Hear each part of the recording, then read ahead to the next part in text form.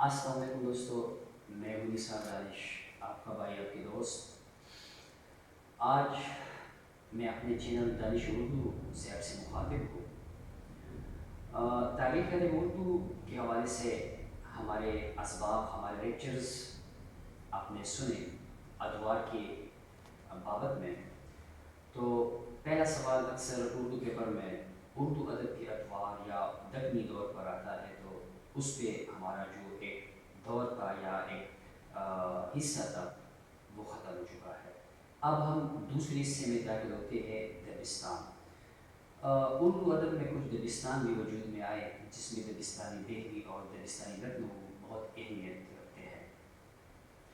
اب ہم حصہ دو میں، جو پیپر میں بھی حصہ دو میں اس میں داخل ہو چکے ہیں، اور آج ہم دبستانی دہلی پر بات کریں گے اور پھر اس کی خصوصیات پر روشنی ڈالیں گے۔ اس سے پہلے کہ ہم دبستانی دہلی پر بات کریں، تھوڑا سا دبستان دہلی کا پس منظر آپ کے سامنے رکھ دیتے ہیں کہ دبستانی دہلی، دبستان سب سے پہلے تو دبستان کی تعریف کرے۔ دبستان کیوں وجود میں آتا ہے، کیسے وجود میں آتا ہے؟ تو یاد رکھیں کہ جب کسی ملک یا زمانے یا کسی شہر کے یا بس کسی ملک کے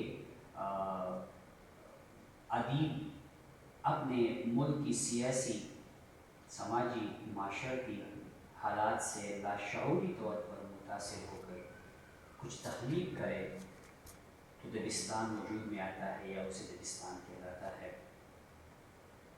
جب کسی ملک کے ادیب لاشعوری طور پر اپنے ملک کی سیاسی، معاشی اور معاشرتی رویوں سے متاثر ہو کر لاشعوری طور پر کچھ تخلیق کرے،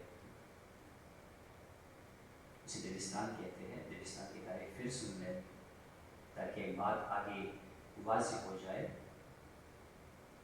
جب کسی ملک کے ادبا، ادیب، شعراء اپنے ملک کی سیاسی حالات سے لاشعوری طور پر متاثر ہو کر کچھ تخلیق کرے تو اسے دبستان کہتے ہیں۔ دبستان دہلی کا پس منظر تو بہت طویل ہے، ہم مختصر آپ کو بتا دیتے ہیں کہ 1707 میں جب مغل دور، ایک عظیم دور مغل کا جو گزرا ہے، جس میں ظہیر الدین بابر، اکبر بادشاہ، جہانگیر، یہ بڑے بڑے ہمایوں بادشاہ، عظیم جیسے اچھے اچھے بادشاہ گزرے تھے، اور مغل سلطنت کا ایک جاہ و جلال ساری دنیا پر اس نے اپنے سکہ بٹھایا تھا۔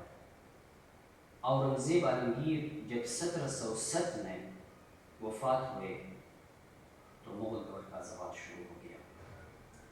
اورنگزیب عالمگیر مغل سلطنت کا آخری ستون جب 1707 میں وفات ہو جاتے ہیں، اورنگزیب کی وفات کے بعد یہ زوال شروع ہو جاتا ہے، اور مرتی ہی شہزادے تخت نشینی کے لیے لڑتے جھگڑتے ہیں، تو معظم شاہ، جہانگیر شاہ اور سال دو سال بعد اس طرح سے شہزادے ایک کو ہٹا کر کسی کو مروا کر قتل و غارت کر کے 1712 میں پھر رخسیر کو تخت پر بٹھایا جاتا ہے سید برادران کی حمایت سے۔ یہ سید برادران کا لفظ آتا ہے، یہ کون تھے تو اس میں پھر کسی الگ موضوع پر بات کریں گے۔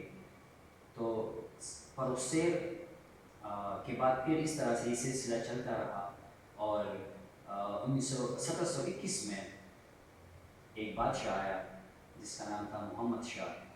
محمد شاہ نے وہ کام کیے مغل سلطنت کے لیے جس سے مغل سلطنت بعد میں بادشاہوں کی حیثیت مجاوروں کی جیسی رہ گئی، لوگ نان شبینہ کے لیے ترستے رہے، کیونکہ وہ خود ہوس پرست اور عیش و کباب کا رسیہ تھا، اور اتنے زبردست کام کی اس نے کہ وہ رنگیلا سے مشہور ہو گیا۔ تو محمد شاہ رنگیلا کا نام بہت مشہور ہے۔ 1721 میں وہ تخت نشین ہو جاتا ہے اور 1747-48 تک وہ تخت پر بیٹھا رہتا ہے۔ اس دوران انہوں نے جو عیاشی فحاشی اور کا جو بازار گرم کیا تھا، اس میں سارے اختیارات خواجہ سراؤ اور وزراء کے پاس تھے۔ یہ بادشاہوں کو پتہ نہیں چلتا تھا کہ کیا ہو رہا ہے ملک میں۔ اور پھر محمد شاہ کے رنگیلے کاموں نے دہلی کا سہاگ اجاڑ دیا۔ 1739 میں احمد شاہ نے حملہ کیا اور دہلی کا سہاگ اڑ گیا اور بہت قیمتی جواہر اور تخت طاؤس چیزیں اپنے ساتھ لے گئے۔ حملوں کا یہ سلسلہ رکا نہیں اور چونکہ یہاں پہ عشرت اور عیاشی و فحاشی کا بازار گرم تھا، تو پھر احمد شاہ ابدالی کے حملے شروع ہوئے اور 4-5 مسلسل حملے انہوں نے، پہلا حملہ 1749 میں اور پھر اس طرح سے مسلسل حملے کیے، لیکن مغل بادشاہ اپنی ہی ہوس میں ڈوبے رہے اور آخر وہ وقت بھی آ گیا جس سے دہلی تو لٹ چکا تھا، لیکن اس دفعہ ایسا لٹا کہ پھر کبھی آباد نہ ہوا۔ پانی پت کی تیسری لڑائی میں احمد شاہ ابدالی نے سکھ اور مرہٹوں کے خلاف جنگ لڑی، جو اس وقت مغل سلطنت پر قابض ہو چکے تھے، اور احمد شاہ نے ان کو شکست دے کر سلطنت واپس دلوا دی اور شہزادہ عالم کو تخت پر بٹھا کر واپس چلے گئے۔ اسی دوران روہیلوں نے، مرہٹوں نے، غلام قادر روہیلہ نے بادشاہ ثانی کی سیڑھی پر بیٹھ کر اس کی آنکھیں نکالی تھی، جس کے بارے میں میر نے کیا خوب کہا تھا کہ